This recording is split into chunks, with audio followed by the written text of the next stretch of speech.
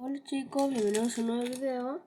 Hoy día vamos a abrir el unboxing de Copa América y vamos a abrir 4 sobres.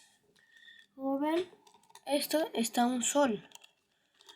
Cuesta un sol y lo pueden encontrar en unas tiendas ahí afuera. Afuera hay tiendas y lo puedes encontrar y está a un sol. Hay dos diseños, que es la Europa del 94 y la Copa América. Vamos a comenzar.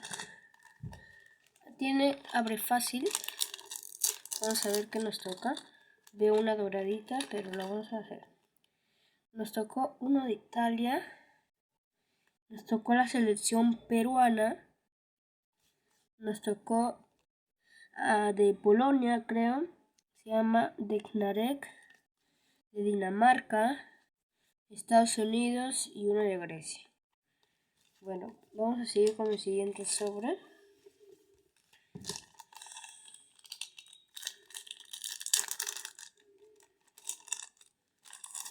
Tenemos uno de Croacia, de Paraguay, tenemos uno de Canadá, de Dinamarca, de México, y este país no lo conozco, pero se llama el jugador Sabarni. Vamos con el siguiente sobre.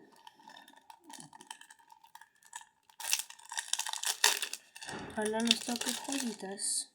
Tenemos de Italia, Paraguay, Inglaterra, de Honduras, Memo Ochoa, México, Canadá. Sigamos el siguiente paquete y último. El último sobre.